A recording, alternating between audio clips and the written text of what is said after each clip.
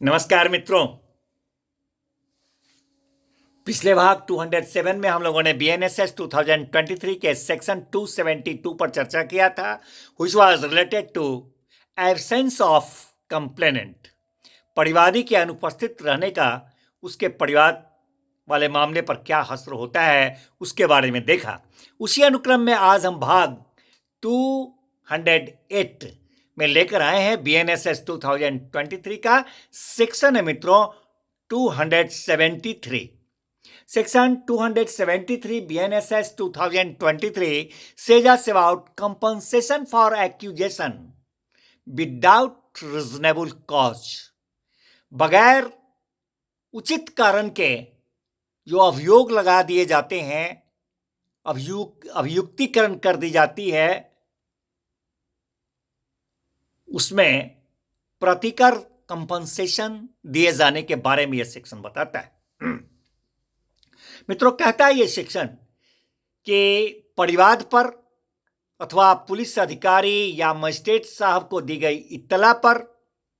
अगर मामला संस्थित है, परिवाद पर अथवा पुलिस अधिकारी अथवा मजिस्ट्रेट साहब को दी हुई इत्तला पर किसी भी तरह अगर संस्थित मामला है जिसमें कि मजिस्ट्रेट साहब के समक्ष, जिस मामले में मजिस्ट्रेट साहब के समक्ष एक या अधिक व्यक्ति पर विचारणीय अपराध का अभियोग है और सुनवाई के बाद, ऐसे मामले के सुनवाई करने के बाद मजिस्ट्रेट साहब वो सभी अभियुक्त को अथवा उसमें से किसी अभियुक्त को अथवा प्रत्येक अभियुक्त को अगर डिस्चार्ज कर देते हैं या एक्यूटल कर देते हैं, उन्मोचित कर देते हैं या दोष मुक्त कर देते हैं, इस विचार के साथ कि वो सभी अभियुक्त पर या उसमें से किसी भी अभियुक्त के विरुद्ध अभियोग लगाने का कोई उचित कारण नहीं था, ऐसे विचार के साथ अगर उन सभी अभियुक्तों को अथवा उनमें से किसी को अथवा प्रत्येक को वह उन्मोचित कर देते हैं, एक्यूटल कर देते हैं ऐसे विचार के साथ, तो वहाँ पर ये जो डिस्चार्ज करेंगे उसको उन्मोचित अथवा ये जो एक्यूटल करेंगे, दोष मुक्त करेंगे, तो मजिस्ट्रेट साहब अपने आदेश के द्वारा वहाँ पर उस परिवादी को अथवा उस सूचक को जिसने वो मामला संस्थित करवाया है उस तरह का, यदि उपस्थित है वहाँ पर, तो उससे ये अपेक्षा करेंगे कि वह तत्काल कारण दर्शित करे कि वह उस उन्मोचित किए गए अथवा दोष मुक्त किए गए सभी अभियुक्त को अथवा उसमें से किसी अभियुक्त को अथवा जैसा उनको लगा है या प्रत्येक को प्रतिकर क्यों न दे, इसका कारण वह तत्काल दर्शित करें। अगर वहां पर उपस्थित है वह उस तरह का अभियोग लगाने वाला, परिवाद करने वाला, मामला संस्थित करवाने वाला, तो उसको तत्काल उसी समय उसे अपेक्षा करेंगे कि वह कारण दर्शित करे कि प्रतिकर क्यों न दिया जाए। और अगर वह उपस्थित उस समय नहीं है तो वहां पर मजिस्ट्रेट साहब उसको हाजिर होकर इस तरह का कारण जो अभी वर्णन किया, कारण दर्शित करने का कि प्रतिकर क्यों न दिया जाए, तो अगर वह उपस्थित नहीं है तो वहां पर उसको हाजिर होकर उक्त कारण को दर्शित करने के लिए उसके नाम से समन जारी किए जाने का निर्देश दे सकेंगे। मित्रों, अब मान लिया जाए कि निर्देश के अनुसार वो शो कॉज प्राप्त होता है, कारण दर्शित करता है, तो उसके कारण को, शो कॉज के कारण को मजिस्ट्रेट साहब अभिलिखित करेंगे और अभिलिखित करने के बाद उस कारण पर विचार करेंगे। और ऐसा अभिलिखित करने और विचार करने के बाद अगर उनका ये समाधान हो जाता है कि उस अभियोग को लगाने का कोई उचित कारण नहीं था, जो कारण था वह अनुचित था, तो वैसे स्थिति में वे मजिस्ट्रेट साहब, उस मामले में, उस अपराध में जितना जुर्माना करने के लिए सशक्त बनाए गए हैं, उतना तक का प्रतिकर जो है, वैसे सूचक अथवा वैसा जो परिवादी है जिसने उस तरह का मामला संस्थित करवाया था, उसको आदेशित करेंगे कि उन अभियुक्तों में से सभी अभियुक्त को अथवा किसी अभियुक्त को अथवा प्रत्येक अभियुक्त को अपने लेखबद्ध कारणों से कि वह प्रतिकर दे, जितना वो निर्धारित करेंगे, जितना जुर्माना करने तक के लिए वो सशक्त हैं, अधिकतम उतना तक का प्रतिकर वो उसको देने के लिए वैसे परिवादी, वैसे सूचक को वह आदेशित करेंगे कि उस सभी अभियुक्त को अथवा उसमें से किसी अभियुक्त को अथवा प्रत्येक को वो जुर्माना वो प्रतिकर दे।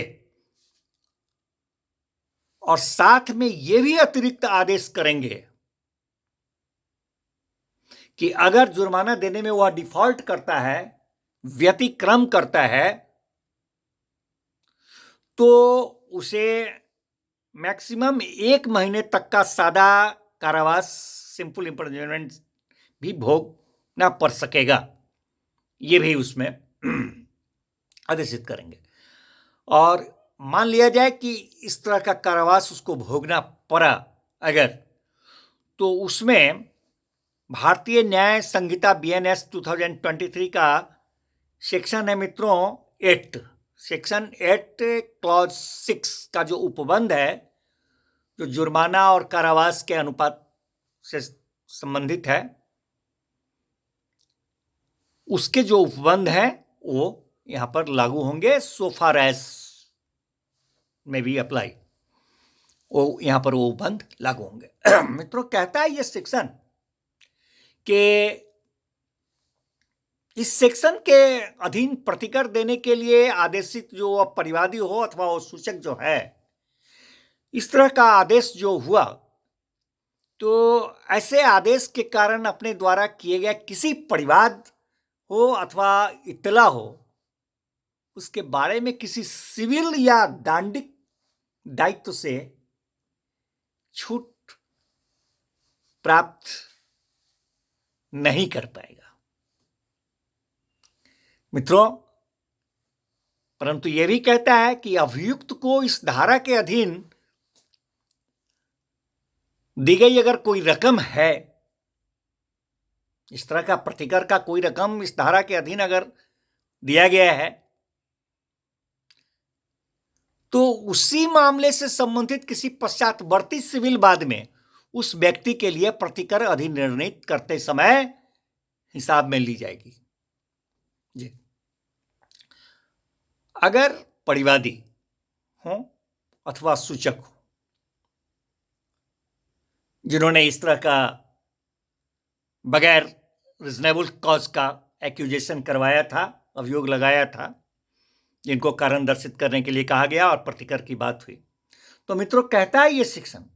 कि अगर वैसे परिवादी अथवा वैसे सूचक हों और उनको सेकेंड क्लास जुडिशियल मजिस्ट्रेट साहब, द्वितीय श्रेणी के न्यायिक दंडाधिकारी महोदय, अगर 2000 रुपये से ज्यादा का प्रतिकर देने के लिए आदेशित करते हैं, तो वह परिवादी हो अथवा सूचक हो, वह जो है उस आदेश के विरुद्ध अपील ऐसे करेगा मानो कि जैसे किसी को दोष सिद्ध किया जाता है, तो जो अपील होता है उस तरह से वो अपील करेगा। और तब क्या होगा कि वो प्रतिकर जो है, अपील पेश करने के लिए जो अनुज्ञात अवधि होती है, उस अनुज्ञात अवधि के बीत जाने के पहले, अथवा अगर वो अपील जो है सो पेश किया जा चुका है, तो जब तक अपील का विनिश्चय नहीं हो जाता है, तो उसके पहले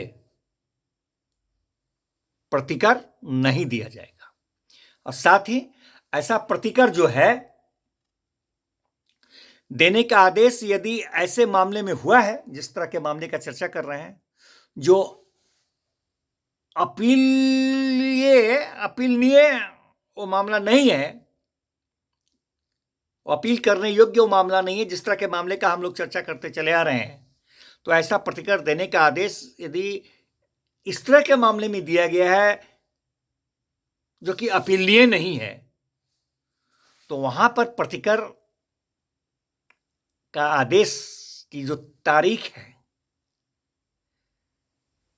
उस तारीख से 1 माह की समाप्ति के पहले प्रतिकर नहीं दिया जाएगा। और आखिर में मित्रों, यह सेक्शन कहता है कि इस सेक्शन के जो उपबंध हैं, इस धारा के जो उपबंध हैं, वह समन मामला हो या वारंट मामला हो, दोनों मामलों पर लागू होता है। जी धन्यवाद मित्रों, फिर मिलते हैं नेक्स्ट भाग में नेक्स्ट सेक्शन के साथ।